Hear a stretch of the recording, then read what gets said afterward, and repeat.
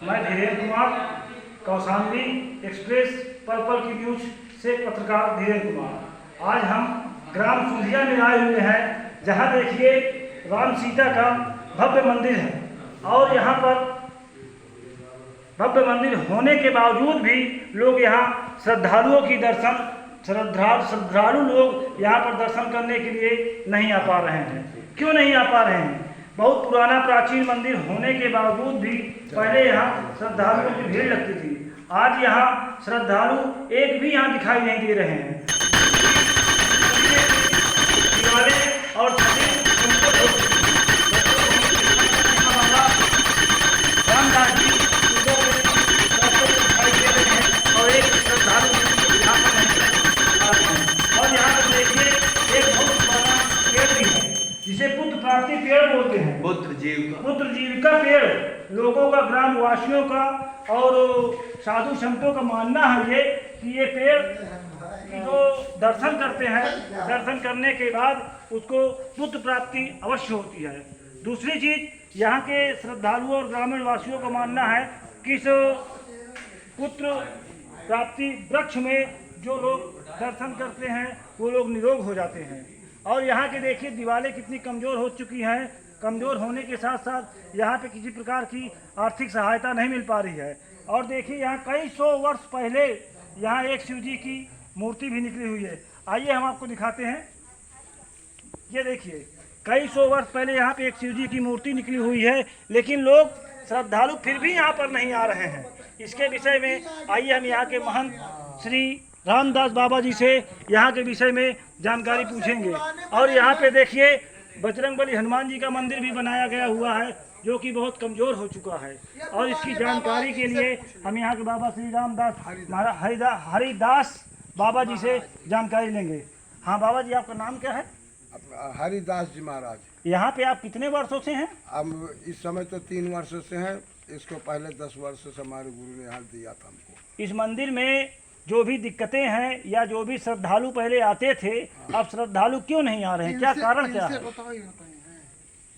श्रद्धालु अब कोई रह नहीं गया, क्योंकि यहाँ थोड़ी मोड़ी जमीन उमीन लगी हुई है। इस जमीन के नाते जो है, अब जमीन तो है बहुत, लेकिन पैदावार नहीं होती, हम लोग जमीन कर नहीं पाते हैं। तो यहाँ की जनता ये कहती है कि पैदा होता है उसी में से खाओ पियो, उसी में जीवन काटो, उसी में बढ़ाओ, तो उसी में जो। और लोगों का, ग्रामवासियों का और बुजुर्ग लोगों का मानना है कि ये जो पुत्र प्राप्ति वृक्ष है, इसके दर्शन से पुत्र प्राप्ति अवश्य होती है और निरोग होता है। जिसको निरोगी होते हैं उनको भी अगर दर्शन करते हैं तो वो भी निरोग मुक्त होते हैं। इस पुत्र प्राप्ति वृक्ष के विषय में आप क्या कहना चाहते हैं? ये तो आज भी तो अपना प्रचार करता रहता है, आज भी यहाँ लोग आते हैं। हाँ, कि 5वां जन्म है इसका। फिर इसके बाद इसमें लड्डू चढ़ाते हैं, कोई हवन खाते हैं, कोई कथा सुनते हैं, कथा सुनते हैं। अब और और यहाँ के हम आइए ग्रामवासी से पूछते हैं इस पुत्र प्राप्ति के वृक्ष के विषय में बताएंगे। दादाजी, आपका नाम क्या है? दशरथ। कहाँ के रहने वाले हैं? के। तो इस पुत्र प्राप्ति का जो वृक्ष है, इसके विषय में आप क्या बताना चाहते हैं? ये वहाँ है कि लोग बाग आते हैं, दर्शन करते हैं, कथा सुनते हैं, उसका पुत्र सही हो जाता है। कैसे बीमार भी हो, जब वहाँ लाभ हो, कोई बीमारी है कष्ट दूर हो जाता है। लोगों का ये मानना है कि इस पुत्र प्राप्ति वृक्ष में पुत्र प्राप्ति तो होती है, लेकिन इसके साथ में अगर कोई निरोग होता है, कोई बीमारी होती है, अगर इसके लिए भी दर्शन करने आते हैं तो उसकी निरोगी की कष्ट दूर होता है। हाँ सरकार, दूर होता है। और ये 5वां जन्म है इसका, ये यहीं से हुआ गया। इस पुत्र प्राप्ति वृक्ष को 5 वर्ष कितने वर्ष का हो गया है? लगभग हो साहब, कम से कम हमारे बचपन से 3रा पीढ़ी है और 2 पीढ़ी आगे डांग का, लगभग 200 वर्ष। हाँ, 200 वर्ष। चलिए देखते हैं। देखिए ग्रामीण वासी श्री दशरथ लाल जी जो कि सुंधिया निवासी हैं, इन्होंने इस पुत्र प्राप्ति वृक्ष के विषय में बताया। आइए हम एक और ग्रामवासी से पूछते हैं इस पुत्र प्राप्ति वृक्ष के विषय में। दादाजी, आपका नाम क्या है? ओम प्रकाश। कहाँ के रहने वाले हैं? मूलतन के पास से इनका इस वृक्ष के विषय में आप क्या बताना चाहते हैं? हाँ काफ़ी सुना है, लेकिन वो हमें विश्वास है सयानों ने जो कार्य किया था, जो उनको मिला है, उनके बातों से हमें विश्वास है कि सही है। इसका मतलब जो लोग बताते हैं पुत्र प्राप्ति वृक्ष है, इससे पुत्र प्राप्ति होती है, निरोगी की काया दूर होती है, सत्य बात है? सच बात है। आइए एक और ग्रामवासी हमारे खड़े हुए हैं, उनसे ही पूछते हैं इस पुत्र प्राप्ति वृक्ष के विषय में। आपका नाम सर क्या है? मेरा नाम शंभुनाथ त्रिपाठी, ग्राम बिलाहना सुंधिया। मैं श्री श्री 1008 शिव स्वरूप ब्रह्मचारी जी का चेला हूँ। इस वृक्ष के विषय में हमारे महाराज जी ने कहा है कि सुलभा पुरुषः राजन सततम प्रियवादिनः अप्रियस्य च पथस्य वक्ता श्रोता च दुर्लभा।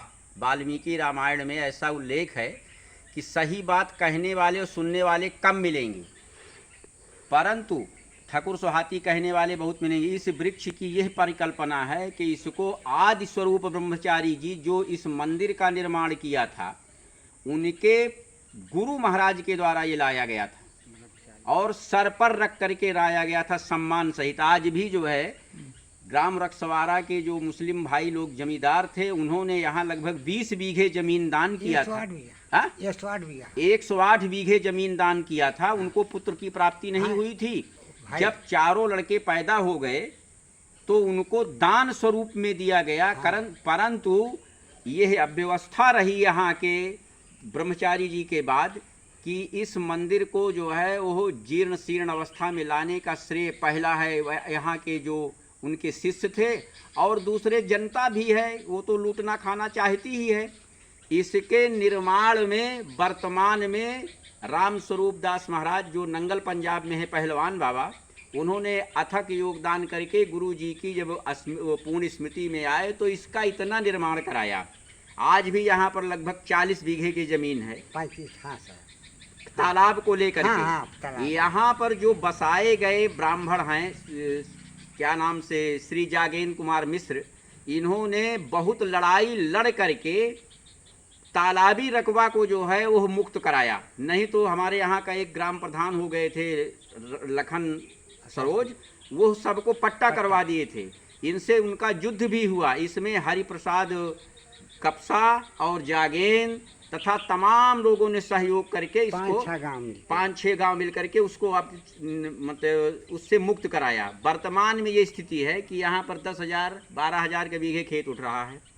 जो लोग ले रहे हैं वो पैसा दे रहे हैं, इसका निर्माण कराया गया।